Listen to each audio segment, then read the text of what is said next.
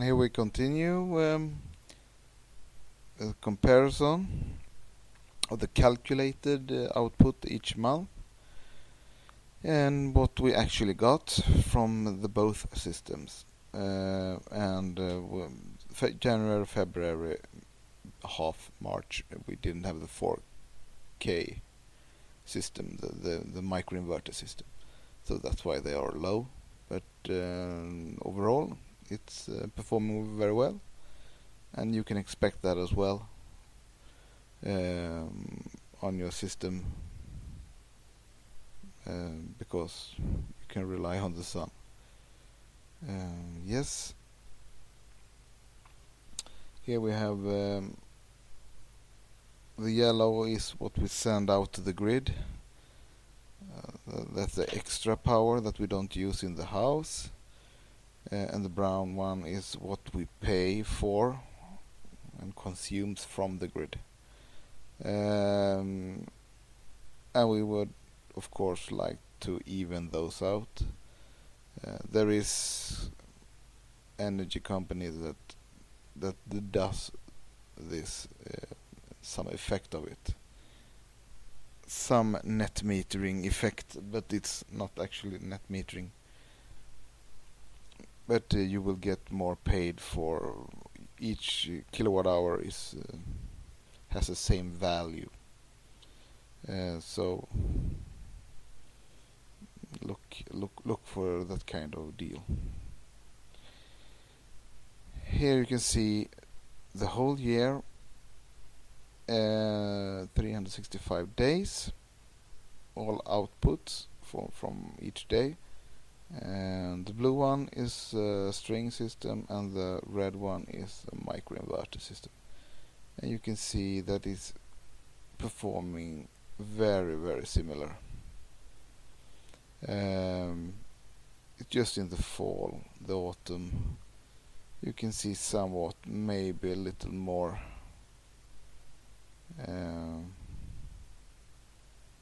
from the microinverter system, but it's a little difference. Here is actually one comparison of the two systems. So for each day it's calculated the difference, and what you can see on the axis is not kilowatt hour, that is watt hour. So the maximum deviation from the system is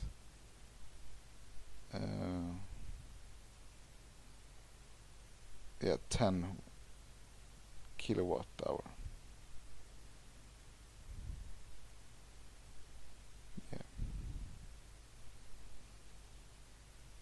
But that's accumulated, so it doesn't say anything about the day precision. But this is accumulated because just to see the trend, and the trend is that this after September 24th, then the accumulated value goes down, and that indicates that the microinverter system is more powerful. But it's so small difference. And here is comparison between the two monitoring systems, or the three monitoring systems. So the red one is measured by ELEC and is related to the enlightening Enphase data. And you can see it's watt hour, and it's the most, let's say, a half kilowatt hour a day that they the monitor, the readout is differentiated. So you can say that they're very accurate. I could say. So in this, you don't need, as I have, 2 different or 3 different measuring system. It's no need for that. But the enlightening software, or web service is quite good because you can see each panel and you can see what they have delivered. And you can see if something is wrong with it, if it delivers 0 or if it's not shaded and does not deliver as you think. In a couple of years you can see that, so that's a big advantage, because in a string you cannot read out what string is the problem if you do not have these optimizers that SolarEdge has. I think they can read out as well. Yeah, would it show? We have a movie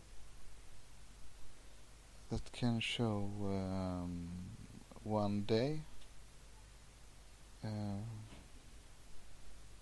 from the microinverters.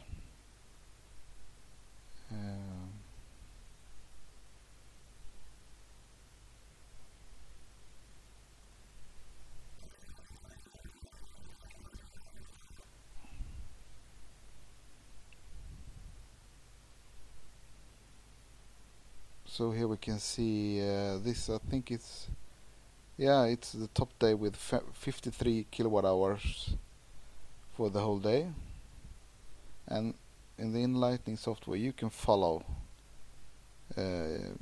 like a movie the day. It's a bit nerdy but it can be fun to show it. You see it's 5 o'clock in the morning. The panel starts to deliver.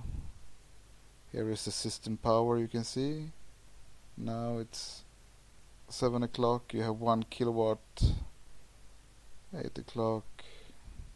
You can see that the panel, the different power from the panels due to shading, but around 12 o'clock here they are almost the same.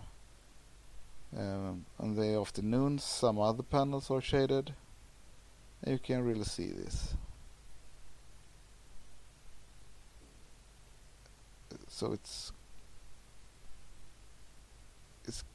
quite nice, and this is data from Enphase, so you don't have to store this at all by yourself. You can go in and look for yourself whenever you want.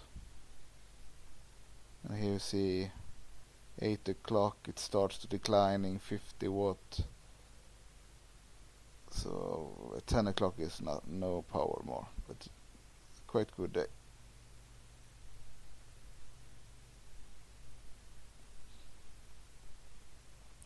So here we have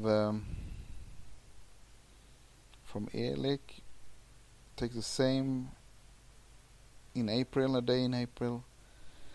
The string system produces a little bit more in the morning and lunchtime. Then in the afternoon that system will be shaded, and the microinverter are more non-shaded, but it's no very big difference. But that's due to that we have microinverters. Enphase again. You can see the temperature back on the panel where the microinverter is mounted. So there you can see temperature, and you can see power, and you can see everything. And I think the most temperature we reached was 47 degrees, and then probably the panel or the silicon maybe 50 or 60 degrees, maybe more, because this is in an air gap, and then you have the microinverter. But each degree we go up in temperature, then you lower the power from the cell or from the panel. So if you want high power, then you should cool your panels. But that's not feasible, and you will not do that because you don't need those high peaks. As I discussed earlier, you want, doesn't matter, it's just too much power anyway.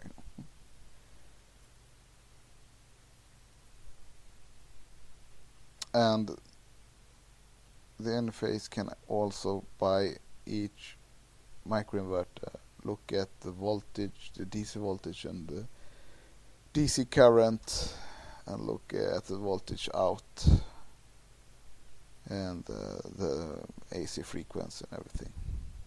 Quite nice. And you can do very easily temperature comparison from different days in different months if you want. But what you see is doesn't matter if the sun is a couple of hours on the up in the sky and there's no clouds, then the panel will get hot and it will decrease the power.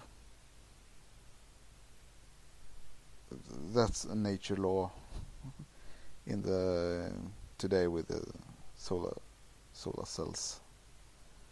So the best way had been to cool down the solar cells with water that you can use in your house. I cannot understand why solar cells doesn't have the cooling opportunity for a country like Sweden. I can't understand that. So now some discussion about storage. There isn't very much on the market, and those I have got some proposals, but we're talking the money is almost the same as the whole complete PV installation added for the battery, so it's not interesting. It needs to get down in price, and Tesla will do that. Everyone is sure about that, but Tesla does not support a complete installation. It's just a battery. There is M-phase battery. It's an AC battery. Maybe a more smarter way when it will be released. It's under development. Fronius battery is there, but it's very expensive. Okay. Learnings. If you listen to me, do not chase high powers.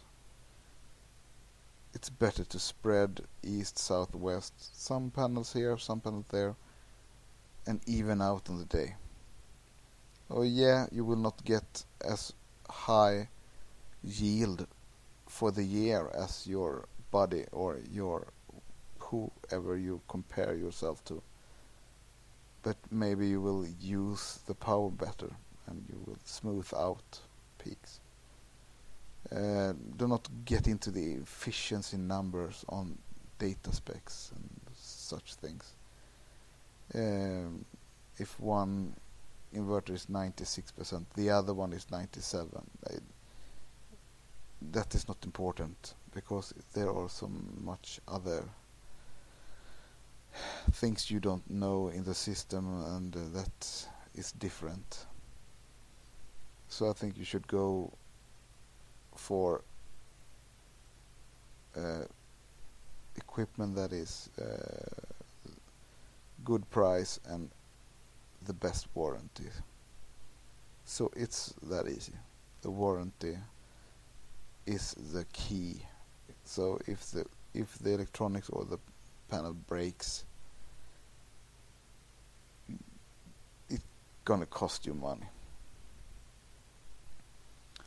When you have done your installation and you're up and running, it's spread out what you have learned, and as I do now, maybe it will help someone else to get on the train. and also the energy company that you will get in contact with while doing this.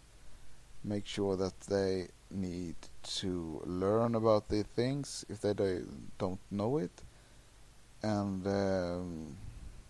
yeah, demand them to act and to answer your question, because you will have thousands of them. Okay, bye bye.